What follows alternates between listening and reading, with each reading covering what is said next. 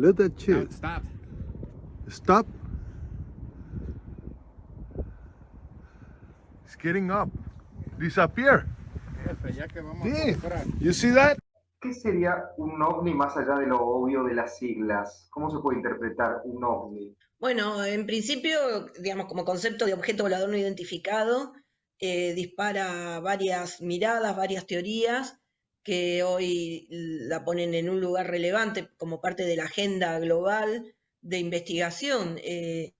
Comúnmente cuando hablamos de ovni la gente relaciona rápidamente con la teoría o la hipótesis extraterrestre, pero yo voy a referirme incluso desde el lugar de extrañeza como el concepto de la investigación del origen no humano de este fenómeno. Y esto creo que es lo que la gente debería saber, cómo se evalúa hoy un fenómeno extraordinario. En realidad ya nos concentramos en lo que realmente no tiene forma de ser replicado por lo que conocemos. Se denominan observables y hablan de la velocidad hipersónica que desarrolla este evento, que superan los 20.000, 30.000 kilómetros por hora, o lo que se denomina vuelo antigravedad, que es venir a esa velocidad, pararse a punto cero y cambiar abruptamente de dirección. Desde tu experiencia, desde todos tus conocimientos, ¿cómo lo interpretás vos? ¿Crees que puede haber vida afuera de este planeta, vida extraterrestre? ¿Cómo lo analizás más allá de la teoría? Bueno, sí, yo pertenezco a un equipo que se llama Visión OVNI, que fundó mi madre y que investiga desde la hipótesis del origen no humano del fenómeno y en ese marco la hipótesis extraterrestre. Como investigadores los tenemos documentados hace más de 60, 70 años y esto también nos pone con una fortaleza para seguir adelante en nuestra mirada, ¿no? Sin duda. ¿Y qué crees que pasó en estos años? ¿Qué es lo que nos faltó para poder acompañar a ustedes, a los investigadores, el respaldo de quizás de política, en qué radica el hecho de que quizás no se brinde el apoyo necesario para poder conocer en profundidad este tema?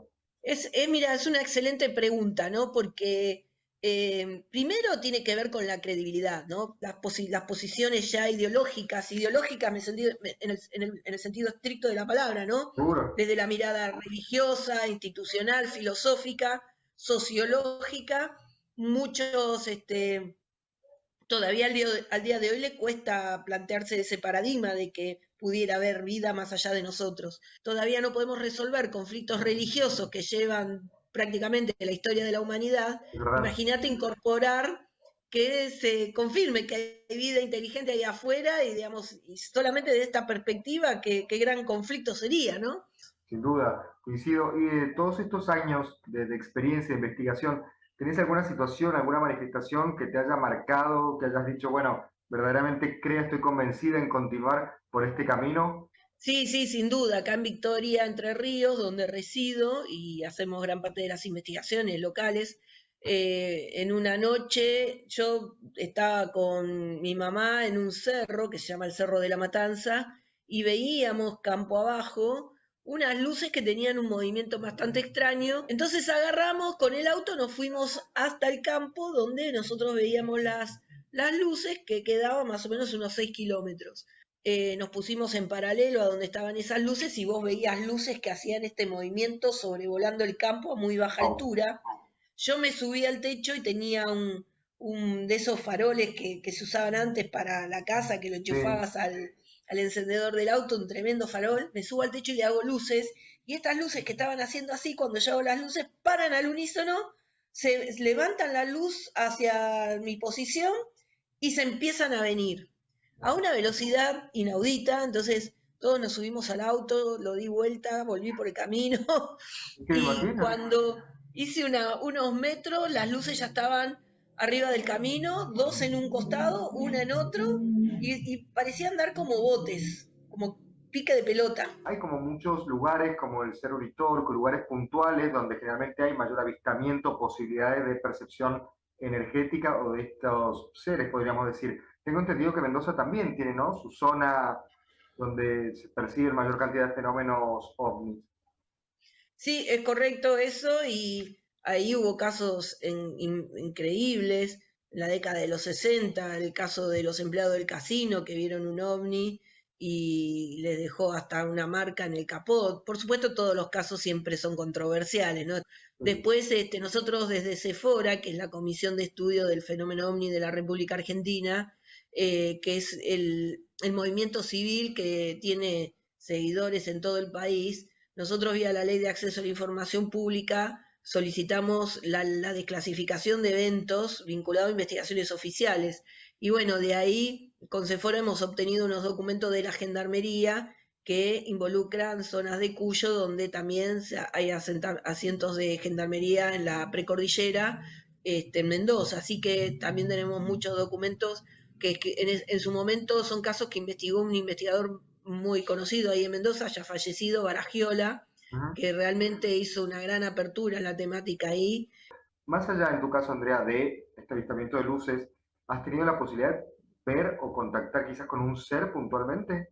Sí, hemos visto un poco de todo. Estábamos en un campo detrás del hipódromo de acá de Victoria y apareció una luminosidad entre los cardos que más o menos medían en promedio casi 3 metros. Yo estaba con la cámara y éramos como 18 personas que andaba ahí buscando esta cosa que había pasado y de repente sale de atrás de ese árbol de la nada y empieza como a merodearnos a todos y yo en un momento lo pude tener en registro de la videograbadora y me empezó a andar con la fecha y la hora y todo loco y ¡puc! Se apagaba. 2 veces me hizo eso. Era una forma redonda de la cabeza que se abría como una mantita, le veías algo que pudieran ser brazos, pero no estaban muy definidos y flotaba. Para terminar, desde tu visión, nada tiene que ver este tipo de seres con el inconsciente colectivo de nos vienen a invadir, a conquistar, o sea, pasa por otro lado completamente distinto. Si vos explorás los distintos científicos que hablaron y siguen hablando, digamos, uno fue Stephen Hopkins, que ya falleció. Bueno, él era muy prudente y decía que no estaba tan de acuerdo en buscar si hay algo ahí afuera, porque no sabemos con qué mirada o con qué intenciones pudieran venir si los encontramos. Seguro. Entonces, hay toda una corriente de ciencia, de científicos que tienen una mirada precavida. I'm so nervous right now. I have butterflies, bro. Everyone saw a shooting star, then these people say there's aliens in their backyard. Hey, what's up? Who called? Did you see it? Yeah, me and him saw it. What'd you see? It was like a big creature. A big creature? Yeah, like around 10 feet tall. I'm not going to BS you guys. One of my partners said they saw something fall out of the sky too, so that's why I'm kind of curious. Did you see anything land in your backyard? Or? Do you see like a big something with light? Can we go outside? I want to Yeah, spend yeah, we can go look. Please, can you check because these kids is not gonna let me sleep tonight. Oh yeah, I bet. I don't believe in it, but what I saw right now, I do believe in it. I got scared, like you. You guys don't. I mean, you guys seem legit scared, so I don't blame you. Well, Listening to their stories, like I'm back there with like chills on my arms, like it's creepy. you guys got me chills. Yeah, it's weird, bro. Just the fact that our partner saw something at the same exact time. Hey, ¿qué pasa, peña? Durante la década de 1960 empezaron a ocurrir fenómenos extraños en los cielos de la península ibérica. Se dieron una serie de avistamientos en la capital madrileña que vinieron acompañados de una extraña correspondencia en forma de cartas escritas en máquinas de escribir, donde los extraterrestres explicaban los motivos de su visita a la Tierra y también les hablaban sobre su cultura, su ciencia, su filosofía y su religión. En esos textos explicaban que venían de una estrella a 14 años luz de la Tierra y que su objetivo era simplemente estudiarnos para saciar su curiosidad. Tras esta historia se combinan muchos elementos como los servicios secretos españoles, la élite intelectual del franquismo, sectas destructivas con una horrible fijación por los niños, charlatanes y sobre todo crédulos que echaron más leña al fuego. Las cosas se fueron tanto de madre que incluso algún aficionado a la ufología se tiró a las vías del tren creyendo que así montaría en una nave espacial. Si os interesa esto último, hay una película titulada Platillos Volantes que recoge la historia de 2 catalanes que por pura obsesión con el tema acabaron muy mal. Bienvenidos al caso Humo. Esto de lo que vamos a hablar es un cuento viejo y gastado de la crónica absurda española y que realmente creía que todo el mundo menos JL lo tenía superado. O eso pensaba, hasta que en la 55 edición del Festival Internacional de Sitges, durante la presentación de una serie titulada Humo, la España alienígena, al terminar la proyección un tipo de entre el público se levantó muy indignado con la serie porque solo contaba mentiras preparando todo un show. De ahí salió la frase Humo existe, que por cierto se convirtió en meme durante el resto del festival. El tipo resultó ser el hijo de uno de los redactores de las cartas sumitas y amenazaba con denunciar la serie porque él es el heredero de los derechos de autor de este cuento y Movistar la está contando sin su permiso. Sí, sé que todo se está poniendo muy confuso. Si Humo existe y es real, ¿cómo puede tener la exclusividad de la historia? Yo tuve la suerte de estar en la sala donde pasó el incidente, ver lo que cuenta el docu, grabar todo lo que ocurrió y subirlo a redes. Sin más, creía que estaba cubriendo el festi, no sabía la que se me venía. En unas pocas horas ya tenía unas 100.000 visitas y todos los medios se habían hecho eco del incidente. Humo había resucitado. O bueno, ni tanto, porque la mitad de la comunidad estaba preguntando que qué narices era eso de Humo. Y es que al fin y al cabo es una conspiración típica al Spanish. Por eso, para la peña que no sabe nada del tema, o los que también lo habéis olvidado, o no le habéis prestado la suficiente atención, es este vídeo. Y os prometo que hay mucha tela que cortar. Esta aventura tiene un doble origen, la que narran los humitas y la que vivieron los seres humanos de la Tierra. Empezaré por la última. El 6 de febrero de 1966, un objeto volador no identificado se deja ver por el barrio de Aluche, en Madrid, delante de cientos de testigos. Bueno, realmente todo el mundo se apuntó el tanto, pero verlo, nadie. Tampoco importó mucho contrastar la información. Casi de manera inmediata los medios de comunicación se hicieron eco de la noticia y para el día 16 en un periódico catalán apareció el artículo donde por primera vez se mencionaba la palabra humo para definir a los visitantes. En ese texto salía una entrevista a Fernando Sesma, un empleado de correos que había fundado la Sociedad de Amigos de los Visitantes del Espacio en 1954. Este señor recibió a mediados de enero de 1966, unas 3 semanas antes del avistamiento, unas extrañas llamadas telefónicas donde le anunciaban el espectáculo. A partir de ese momento, Sesma, junto a un montón más de personas que formaban parte de esa Sociedad de Amigos de los Alien, estuvieron recibiendo correspondencia con un remitente muy extraño. El colectivo se reunía en el Café León, alrededor del mural de una ballena sonriente que daba nombre al grupo. Allí hacían tertulias donde se hablaba de temas esotéricos, de símbolos, de espiritismo, de numerología y, por supuesto, de ovnis y extraterrestres. A los pocos días de que todo el incidente ocurriese, Sesma recibió una curiosa carta que le convertía en una suerte de embajador interestelar. ¡Qué oportuno para él! La información que estáis viendo la saqué de una página llamada humociencias.org donde viene todas las supuestas cartas que mandaron los extraterrestres. En ese documento se cuenta, por ejemplo, la supuesta primera llegada original, lo que sería la historia de los extraterrestres en la Tierra. Su entrada en nuestra atmósfera no es en 1966 en el barrio de Aluche, sino unos cuantos años antes, más en concreto en 1950, cerca de un pequeño pueblo de apenas 200 habitantes localizado en el sudeste francés llamado La Javie. Aterrizaron su nave a 8 kilómetros de la población y se dirigieron a una casa. Allí durmieron a los habitantes y se llevaron utensilios que les llamaron la atención.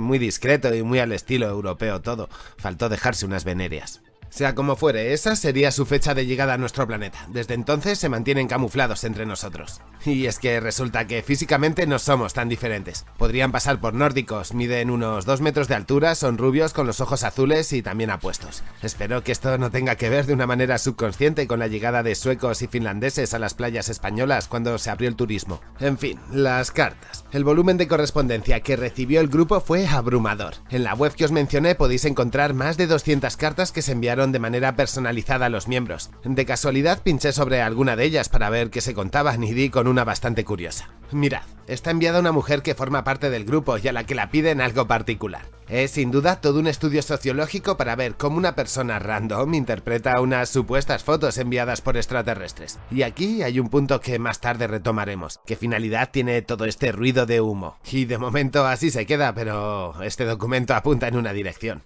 Casualidades de la vida, solo los miembros de la Ballena Alegre recibían correspondencia humita, lo que hizo que de la noche a la mañana, lo que simplemente era una reunión de protofrikis se convirtiese en el sitio donde se reunía la crème de los intelectuales y académicos de la época. Todos ellos se apuntaron al grupo con la esperanza de recibir cartas con información de innovaciones del campo del que eran expertos. En muchas ocasiones así fue, les llegaron documentos con avances técnicos en física, en electrónica, en teoría computacional y eso les daba pie a creer. En ese contexto de recibir cartas y llamadas telefónicas, anunciaron una nueva aparición para el 1 de junio de 1967. De esa fecha son las famosísimas imágenes que aparecen ahora en pantalla y que durante años fue la mejor prueba de la ufología española. El principal testigo del avistamiento fue un hombre llamado José Luis Jordán Peña. Aquí le tenéis en mitad de la imagen en una tertulia de la Ballena Alegre. En Jordán y Sesma será sobre quien recaiga casi toda la historia de Humo, volviéndose ambos sus principales embajadores en medios de comunicación. Después de esta segunda llegada desaparecieron las cartas científicas y poco a poco fue apagándose la relación humanos-sumitas, como si de una ex se tratase. Pero a la vez que ocurría eso, el fenómeno se popularizaba en medios de comunicación, volviéndose parte de la cultura española. De hecho, en la opinión pública y debido al apoyo de los expertos quedó un pozo de que todo lo que ocurrió fue real.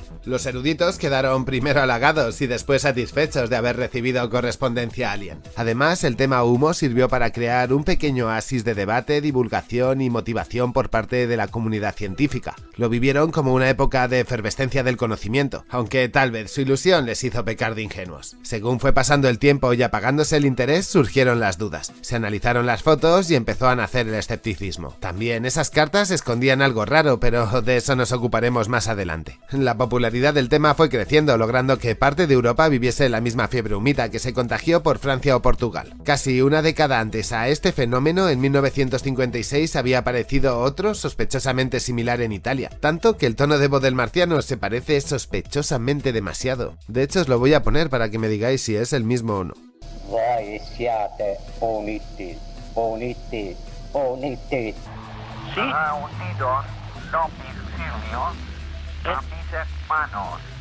Sí, sí, sí. ¿Es posible que estemos ante el mismo bromista internacional? No lo sé, pero no es lo único en lo que se parece y lo hace aún más sospechoso. Entre ambas historias existe una serie de particularidades que os van a sacar una sonrisilla perversa. Por cierto, antes de meterme en faena, tenéis un par de documentales por si queréis saciar vuestra curiosidad desde el cine. Uno titulado El caso Amicia y el otro Lettered al Cosmo, ambos aquí en YouTube. En ellos fue donde encontré las siguientes claves. Atenta peña. The W56 indicated the place, date and time. So the humans were able to get organized with film equipment. Como acabáis de escuchar, los aliens en Italia eran igual de considerados que en España, y hacían quedadas cuando se aparecían en los cielos. Nada de aparecer por sorpresa. Además, daros cuenta, siempre a las afueras, en un entorno rural y no urbano, no vaya a ser que lo vea demasiada gente. Otra cosa común en ambos casos es que solo era avisado un pequeño grupo selecto. Ay, pero no es lo único que comparten. El resultado, las dos veces fueron unas roñosas fotos de baja calidad. Además de esta curiosa misma manera de presentarse al gran público, las dos razas aliens eran perfectamente humanoides que se podían confundir entre nosotros. Por último, coincidían en que ambos lanzaron un mensaje de paz y tolerancia muy acorde con la época hippie. Si estáis empezando a pensar, vaya historias tan sospechosamente falsas, pues os traigo un plot twist de los que os tiran de la silla. Tenemos que viajar hasta 1989 a la antigua URSS, justo en plena descomposición de su estado, con el muro de Berlín derrumbándose y la potencia al borde del colapso. En una noche de septiembre, un grupo de niños vio como un objeto volador no identificado aterrizaba y hacía desaparecer momentáneamente a uno de los chavales. Los testigos que presenciaron todo esto hicieron una serie de dibujos y ¿sabéis qué? Ahí estaba el logo de los humitas. Esa fue la última vez que se vio una de sus naves. Por supuesto, no fue la última vez que se comunicaron con nosotros. Han abandonado las cartas mecanografiadas en máquinas de escribir y se han abierto varias cuentas en Twitter desde donde escriben a JL de Mundo Desconocido. Me gustaría deciros que esto es una coña sarcástica de las que hago, pero no. Se ha convertido en nuestro emisario terrestre. Y bueno, contada la historia, veamos si nos están vendiendo humo. Todas estas supuestas innovaciones que aparecen en las cartas humitas puede que para un científico español bajo una férrea censura resultasen ideas dignas de seres de otro planeta. Pero lo cierto es que todo ya se había publicado en revistas científicas extranjeras difíciles de conseguir en la España de la dictadura de Franco. También en lo que respecta al contenido de las cartas se nota que quien las escribió no era un alien, sino alguien esclavo de su tiempo. Aparte de mostrar supuestos avances técnicos, hablan de otros campos como el de la ingeniería social, que es el que mejor se me da, y me puse a ver cómo de avanzada estaba su sociedad. Y qué mejor que el matrimonio para tener un punto de partida de cómo de sofisticados son. Basureando en humociencia di con lo que buscaba, y esto me temo que no os va a hacer demasiada gracia. Los cuñados están 14,4 años luz adelantados al resto de la sociedad, son nuestra punta de lanza. En Humo, las mujeres solo pueden mostrar su cuerpo ante su esposo, o bueno, si no están casadas pueden usarlo para insinuarse a alguien. Talibanes y humitas, símbolo de la emancipación femenina. Si os estáis asustando de que una civilización intergaláctica ande con esto, agarraros fuerte al asiento. Electroanálisis y exámenes psíquicos para corregir la homosexualidad. Un código de conducta religiosa y moral muy estricto donde la mujer se vuelve un objeto para sugestionar al hombre. Educación separada por géneros donde solo por unas pocas horas y de manera vigilada pueden interactuar mezclados mezclados. Ah, y lo olvidaba, a los 16 eligen parejas, será la primera y la última. Para ser una civilización ultra avanzada que ve en los humanos cientos de fallos y comportamientos primitivos, pues tampoco es que sean pan bendito. O tal vez la explicación más sencilla es que al final quien escribió las cartas fuese un simple español atado a su periodo histórico, incapaz de imaginar una sociedad más libre y menos machista. En fin, aparte de estas columpiadas, hubo otra serie de cosas que hacía sospechar que en verdad la correspondencia tenía una naturaleza humana. Y finalmente, en 1993, cuando el tema humo está fuera de control, ya veréis más adelante por qué, Jordán Peña reconoce que todo fue un invento suyo. La verdad es que estaba bastante acorralado. ¡Ey! Hay algo raro aquí. ¿Cómo es posible que en 1993 este señor asumiese el invento y en 2022 JL esté recibiendo correos electrónicos y tweets de humo? ¿Porque se lo inventa o porque alguien ha reactivado el chiste con bastante éxito? O simplemente por visitas. Ese no fue el caso de Jordán. Para él posiblemente fue una forma de traer teorías científicas alternativas de una manera velada. Al igual que los grandes autores de la ciencia ficción, como Asimov, usaban sus novelas para plantear teorías filosóficas y científicas difícilmente presentables a una comunidad académica bastante encorsetada. Jordán Peña hizo algo parecido, pero en forma de carta, para lanzar un reto a la intelectualidad española. Y la verdad es que esa intelectualidad no quedó muy bien. Bueno, pero ¿con qué intención? Pues puede que simplemente quisiese dar rienda suelta a todas las ideas relacionadas con el fenómeno alien que él tenía en su cabeza, intentando que lo tomasen en serio. O por otro lado, fue, como él mismo indicó, un experimento social que se le fue de las manos y que no supo detener. O incluso pudo ser algo peor. A este hombre simplemente lo pudieron utilizar como una marioneta por parte del Estado franquista, que lo usó para lanzar a la opinión pública un hueso con el que entretenerse. Es posible que Jordán no pudiese hacer solo el engaño, porque la gran mayoría de las cartas tenían remitentes de todos los lugares del mundo. Es más que obvio que él personalmente no pudo enviarlas y que tuvo que contar con uno o con varios compinches. Hagamos un poco de memoria y pongámosle contexto a esto. En los años 40, Estados Unidos, la potencia más moderna del mundo, vive un supuesto accidente extraterrestre, el famoso caso Roswell.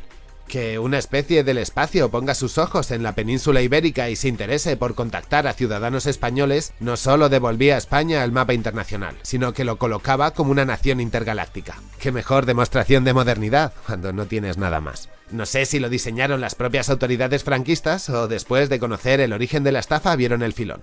Pero es más que posible que el servicio de inteligencia español sacase partido de todo esto.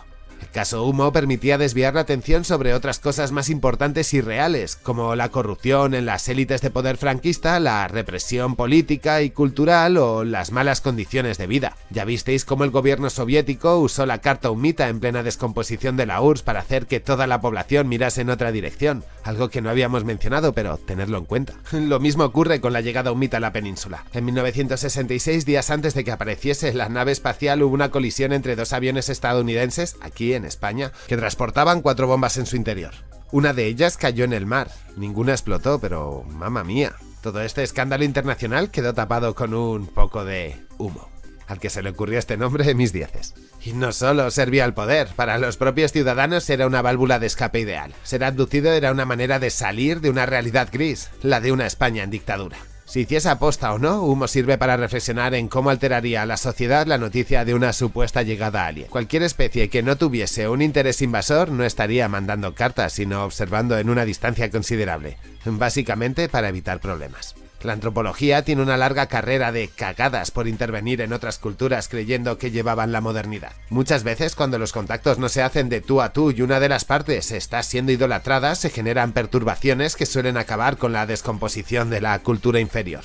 Cuando empezaron a hacerse públicas las cartas que recibían los miembros de la Ballena Alegre, se dio toda una fiebre del fenómeno ovni. Hubo gente a la que se le cruzaron los cables y se sentían contactados, llevando sus paranoias hasta las últimas consecuencias. Otros, por afán de protagonismo, inventaron cartas nuevas. Los bromistas enviaron a todo tipo de figuras públicas y no tan públicas. Otros, viendo el éxito que había tenido en España, lo explotaron a los 5 continentes, y lo que era algo local tomó un cáliz internacional. En definitiva, las cosas se fueron de las manos. Y cuando os digo esto, no os podéis hacer una idea de la que se viene. Al calor de Humo aparecieron delegados de los extraterrestres que se convirtieron en mesías. Surgió una secta súper peligrosa humita, que empezó a coger, tanto con el significado español como con el argentino, a niños de todos los estratos de la sociedad. Es el caso Etherways y continúa en el canal de Antropología en las Sombras.